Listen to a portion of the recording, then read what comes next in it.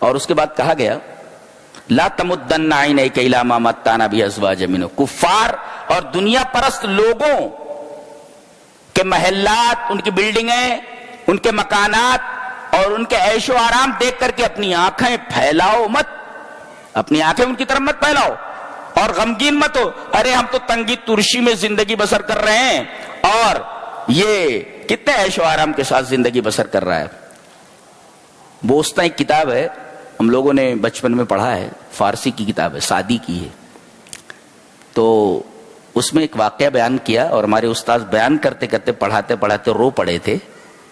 اس میں تھا یکے مشت زن بخت روزی نہ داشت، ناست باب شامش مہیا نہ چاشت، پرسین ہے یہ کہ ایک پہلوان تھا، مشت زن مینس فائٹر، مکے سے مارنے والا، مشت، تو ایک پہلوان تھا جو روزی کا نصیبہ نہیں رکھتا تھا، شام کو اگر کھانے کو مل گیا تو صبح کو نہیں ہے اور صبح کو مل گیا تو شام کو نہیں ہے۔ تمنا کرتا تھا کہ کاش زمین کوئی رستہ بتاتی اور آسمان کوئی طریقہ بتاتا اور ایک خزانہ میرے ہاتھ میں دے دیتا، اور وہ پڑوسیوں کو اچھا کھاتے دیکھ کر کے ایسا لگتا اسے جیسے کڑوا پانی اس کے حلق میں اتر رہا ہے۔ گہش دیدن ایسے شیرین خلق فرومی شدے آب تلخش بحلق، بولتے ہیں کہ پڑوسیوں کو اچھا کھاتے دیکھ کر کے یہ غریب پہلوان اس کے حلق سے کڑوا پانی اترتا تھا اور تمنا کرتا تھا کہ آسمان کوئی طریقہ بناتا،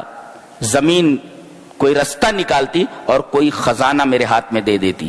اب اس کے بعد لکھتے ہیں شنیدم کی روز زمین بکافت ازام زنختہ نے بوسیدہ یافت، کہتے ہیں کہ اسی پہلوان نے، میں نے سنا کہ اس نے ایک زمین کھودی، زمین کھود رہا تھا، اب زمین کھودنے کے بعد اسے کیا ملا؟ تمنا کیا تھی؟ خزانہ مل جائے، برابر ہے، لیکن سامنے کدال کو جب اس نے کھینچا، پھاوڑے کو کھینچا تو ازام زنخدہ نے بوسیدہ یافت، ایک سڑے ہوئے جبڑے کی ہڈی نکل آئی انسان کی، آنکھیں نہیں ہیں، خالی ساکٹ ہے، آئی ساکٹس باقی رہ گئی ہیں، آنکھیں نہیں ہیں اور پورا جبڑا سڑا ہوا ہے۔ ازام زنختہ نے بوسیدہ یافت، اور یہی ہو جانے والا ہے، یہی ہو جانے والا ہے، ہم لوگ بھی ایسے ہی ہو جانے والے ہیں۔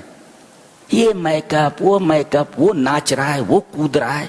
عجیب حالت ہے۔ ازام زنختہ نے بوسیدہ یافت، سڑے ہوئے جبڑے کی ہڈی پائی، بس وہیں پر کھڑا ہو گیا یہ اس جبڑے کو دیکھ کر کے۔ اور اس کے بعد سعدی لکھتے ہیں کہ وہ بے زبان والا منہ بھید اور راز کہتا تھا کہ اے پہلوان، اللہ جس حالت میں تجھے رکھ رہا ہے اسی حالت میں رہ، نئی نست حال دہن زیر گل شکر خوردہ انگار یا خون دل، کہتا ہے کہ کیا یہی نہیں ہے ہر منہ کا حال مٹی کے نیچے، شکر کھایا ہوا معلوم کر یا خون دل پیا ہوا۔ کوئی آدمی غریب ہے اس کا بھی جبڑا ایسے ہو جانے والا ہے، اس کا منہ بھی ایسے ہو جانے والا ہے، اور کوئی امیر آدمی اس کا بھی منہ ایسے ہی ہو جانے والا ہے۔ نئی نست حال دہن زیر گل شکر خوردہ انگار یا خون دل، کہ کیا یہی نہیں ہے ہر منہ کا حال مٹی کے نیچے، شکر کھایا ہوا معلوم کر، شکر خوردہ انگار یا خون دل، شکر کھایا ہوا معلوم کر یا خون دل پیا ہوا۔ تو قیامت تو آ رہی ہے نا، تو کسی کو عیش میں دیکھ کر کے آنکھیں مت پھیلاؤ، ولا تحزن، اور غمگین مت ہو ان کو دیکھ کر کے۔ کیوں؟ اس لیے کہ ان کو وہ دولت دی گئی ہے، لیکن سب سے بڑی دولت، سب سے بڑا انعام تو تمہیں دیا گیا اسلام اور قرآن کی شکل میں، تو دوسروں کی طرف آنکھیں پھیلانے کی ضرورت کیا ہے جب اس سے بڑی نعمت، اس سے بڑی دولت تمہیں مل گئی ہے تو۔ اللہ اکبر۔